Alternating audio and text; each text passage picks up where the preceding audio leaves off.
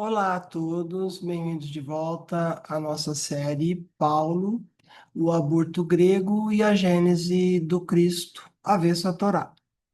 A nossa jornada tem desvendado as profundas camadas de interpretação que obscureceram a figura autêntica de Yehoshua ben Yosef. Recapitulamos com Flusser, o Yehoshua mestre da Halahá, com Tove, a transfiguração textual na Septuaginta, com Levine, a má compreensão, o mau entendimento helenístico do judaísmo de Yehoshua, e com James Parks, as dolorosas consequências históricas e sociais dessa ruptura paulina. Hoje vamos examinar as contribuições de um outro estudioso importante, E.P. Sanders, em sua obra Paul in Palestinian Judaism. Sanders documenta a continuidade da observância judaica nas primeiras comunidades, contrastando-a de forma impactante com a ruptura teológica introduzida por Paulo de Tarso. Sanders nos ajuda a entender que o judaísmo de Yehoshua e de seus primeiros seguidores não era o que Paulo muitas vezes parecia combater. Autoridade de P. Sanders. Quem é Sanders? Ed Parrish Sanders é um renomado estudioso do Novo Testamento e do judaísmo antigo, conhecido por sua abordagem rigorosa e por desafiar muitas, né, das visões protestantes tradicionais sobre o judaísmo do primeiro século. A sua obra Paul in Palestinian Judaism, publicada em 1977, é considerado um marco e inaugurou o que se chama de, abre aspas, nova perspectiva sobre Paulo, fecha aspas. O objetivo de Sanders era simples, mas revolucionário: entender o judaísmo palestino do primeiro século em seus próprios termos, e não através da caricatura que muitas vezes se construiu a partir dos textos e das críticas paulinas. Ele mergulhou nas fontes judaicas, como a literatura rabínica e os manuscritos do Mar Morto, para reconstruir a religião de Yehoshua e de Paulo antes da sua conversão, e assim reavaliar o que Paulo realmente criticava. O conceito de nomismo pactuante e a nuance hebraica. O cerne do argumento de Sanders é o que ele chama de nomismo pactuante. Ele demonstra que o judaísmo do primeiro século não era uma religião de obras, onde as pessoas tentavam ganhar salvação pelo cumprimento individual da lei, como a tradição cristã e particularmente, especialmente a protestante, muitas vezes o retratou.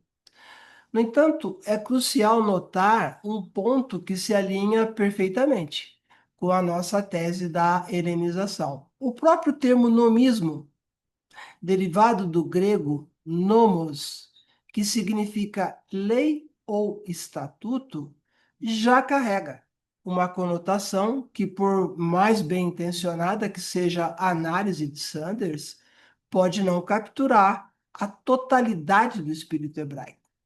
Para o pensamento hebraico, Torá não significa primariamente a lei, no sentido ocidental legalista, mas sim instrução, instrução do eterno, ensino do eterno, caminho do eterno. E a relação com essa Torá, essa é intrinsecamente ligada ao termo emuná, que é muito mais amplo e muito maior do que o termo fé, que foi traduzido para o grego como pistis e que é utilizada constantemente em grego por Paulo de Tarso. Então, é muito mais do que uma crença intelectual. é confiança, fidelidade, constância, um relacionamento de profunda lealdade e dependência com o Eterno. Assim mesmo, a tentativa de, entre aspas, limpar essa imagem do judaísmo pode, paradoxalmente, ainda usar uma lente grega para descrevê-lo, perdendo a riqueza da emuná como a força motriz por trás da observância da Torá, que é uma resposta amorosa à aliança. E não é uma busca por mérito. Não se trata de meritocracia, jamais se tratou. Esse é o ponto sutil, mas profundo, que a helenização pode introduzir até mesmo nos meios da academia, nos meios acadêmicos. Dito isso, Sanders, com seu nomismo pactuante, nos mostra que, primeiro, a graça precede a lei. No judaísmo, a relação com Deus começava com a graça. Deus escolhia, fazia uma aliança com Israel. A lei, Torá, era dada como uma resposta a essa eleição divina, uma forma de viver dentro dessa aliança que Deus já havia estabelecido. Era uma resposta amorosa, não um meio de obtê-la. Segundo, a observância mantém a aliança, não destrói, nem ignora, nem rejeita.